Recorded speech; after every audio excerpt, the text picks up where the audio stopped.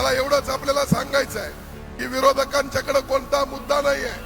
महाराष्ट्र शासनाने 507 कर्मचाऱ्यांना कायम करण्याचा निर्णय घेतला असता हा निर्णय अजून झाला नाही असं यांचं म्हणणं आहे।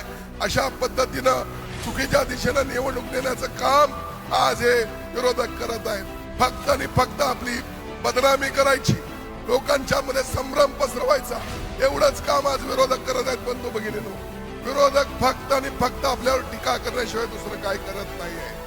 अनेक कामं या कोल्हापूर जिल्ह्यामध्ये झाली, त्यापैकी प्रामुख्यानं विरोधक टीका करत असलेला 100 कोटीच्या रस्त्याचा प्रकल्प। विरोधक म्हणतात की या रस्त्याच्या कामाची वर्क ऑर्डर झालेली नाहीये।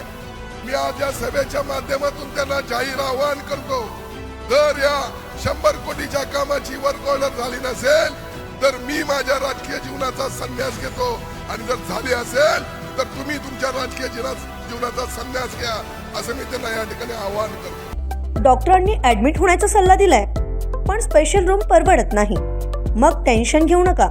सूर्य हॉस्पिटलने प्रथमच अगदी कमी किमतीत सर्व सोयींयुक्त आणि रुग्णांची गरज लक्षात घेऊन बजेट फ्रेंडली रूम्स उपलब्ध केले आहेत। कॅशलेस सुविधांसह खिशाला परवडणाऱ्या किमतीत budget friendly economic special room. पत्ता कोंडावळ चौक, लक्ष्मीपुरी, कोल्हापूर। संपर्क 9822 63 54 69। आज देशामध्ये पंतप्रधान नरेंद्रभाई मोदी यांचं काम, राज्यातलं सन्माननीय एकनाथजी शिंदे यांच्या नेतृत्वाखाली काम आणि कोल्हापूर शहरात होत असलेलं काम, यामुळे कोल्हापुरातील सर्व उमेदवार विजयी होतील हे सांगायला आता कुठल्या ज्योतिषाची गरज राहिलेली नाहीये।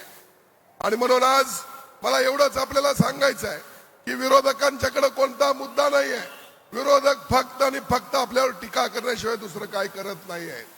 अनेक कामं या कोल्हापूर जिल्ह्यामध्ये झाली, त्यापैकी प्रामुख्यानं विरोधक टीका करत असलेला 100 कोटीच्या रस्त्याचा प्रकल्प। विरोधक म्हणतात की या रस्त्याच्या कामाची वर्क ऑर्डर झालेली नाहीये।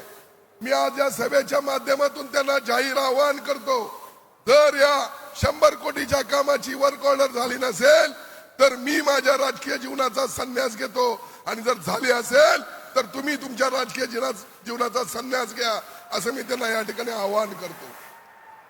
यांचा मेंदू काय झाला आता कळत नाही, मेंदूमध्ये यांच्या काय राहिलं नाही।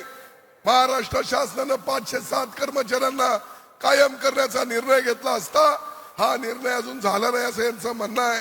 अशा पद्धतीनं चुकीच्या दिशेने निवडणूक नेण्याचं काम आज हे विरोधक करत आहेत। आपल्याला पुढचे 2-3 दिवस अत्यंत सावध असणं गरजेचं आहे। फक्त आणि फक्त आपली बदनामी करायची, लोकांच्या मध्ये संभ्रम पसरवायचा, एवढंच काम आज विरोधक करत आहेत। बंधू भगिनींनो, आणि म्हणून शेवटचे 2-3 दिवस आपल्या दृष्टीने अत्यंत महत्वाचे आहेत।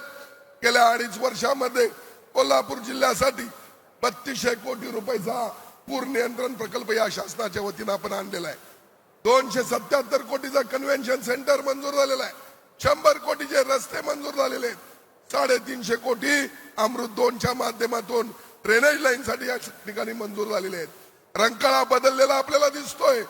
केशवराव भोसले नाट्यगृहासाठी 25 कोटी रुपये आलेले आहेत, आणि म्हणून पुढच्या काळामध्ये या ठिकाणी शहराला सुशोभित करायचं आहे, शहराचा विकास करायचा आहे। या ठिकाणी तुम्हाला सांगतो IT पार्क करायचा आहे।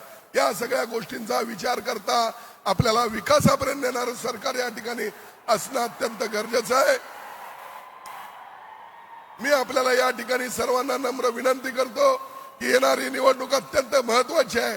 कोल्हापूर जिल्ह्यातील 10च्या 10 उमेदवार महायुतीचे आपण विजयी करावे एवढी विनंती या ठिकाणी करतो आणि थांबतो। धन्यवाद। जय हिंद, जय महाराष्ट्र, वंदे मातरम। अशाच नवनवीन अपडेट पाहण्यासाठी आमच्या कोल्हापुरी कारभार म्हणजेच KK न्यूज चॅनेलला सबस्क्राईब करा।